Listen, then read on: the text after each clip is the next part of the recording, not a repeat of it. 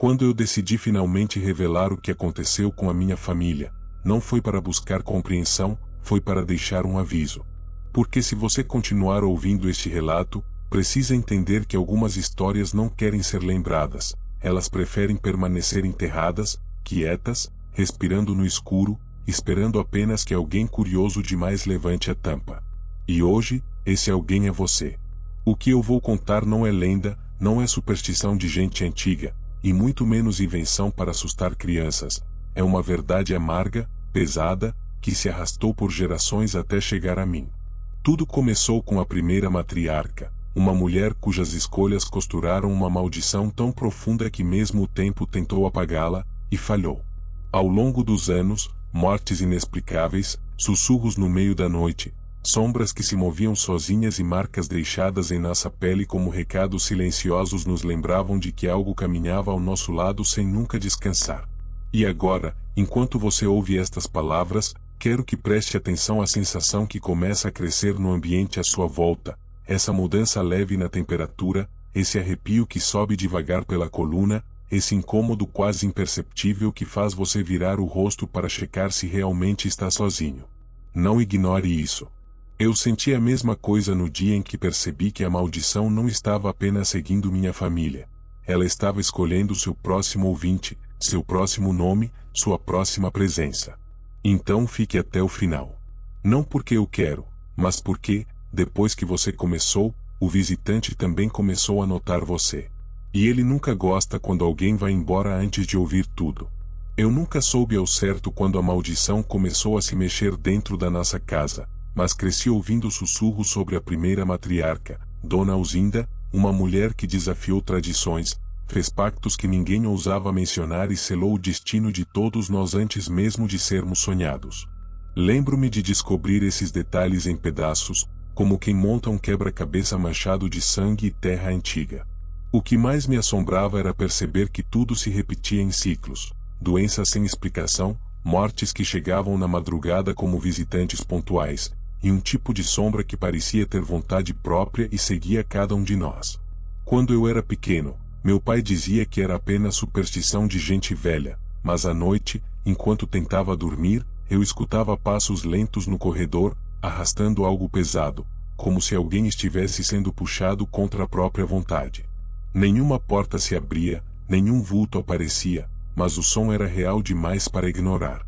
O medo começou a criar raízes em mim bem cedo, e quanto mais eu tentava afastá-lo, mais ele se aproximava, como se sentisse prazer em me observar tremer.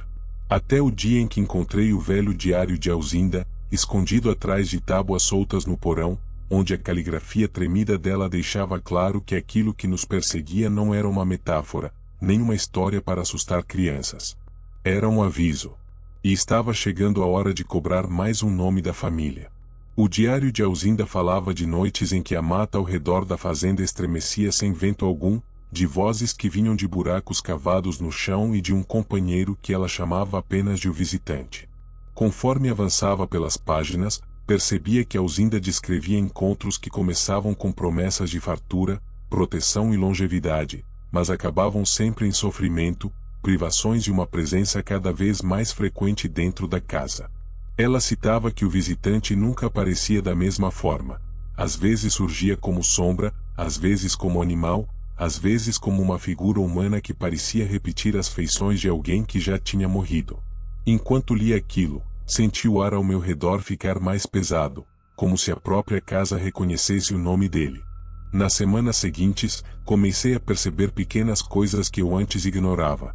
Marcas de unhas profundas na madeira da porta do meu quarto, o cheiro de terra molhada que entrava pela janela fechada, e aquele mesmo som arrastado no corredor, que aumentava sempre que eu tentava dormir mais cedo.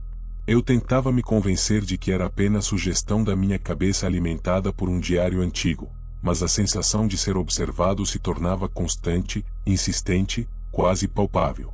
A cada noite, era como se alguma coisa esperasse pacientemente até que todos na casa dormissem, e então ganhasse liberdade para caminhar entre nós, escolhendo quem seria o próximo a sentir seu toque.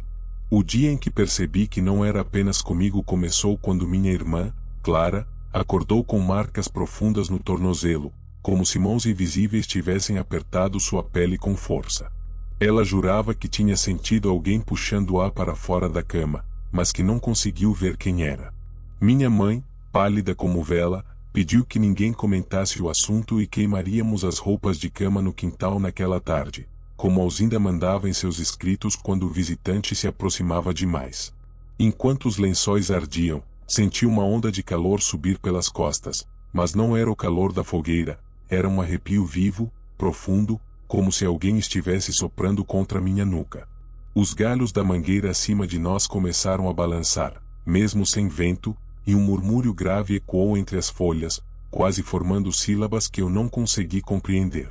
Aquilo fez todos se calarem imediatamente, como se entendêssemos que qualquer palavra dita poderia chamar ainda mais atenção. A partir desse dia, a casa mudou. Os espelhos começaram a escurecer sem motivo, nossos retratos caíam sojinhos da parede, e o relógio da sala parou exatamente às 13h13, o mesmo horário descrito por Alzinda como a porta que se abre.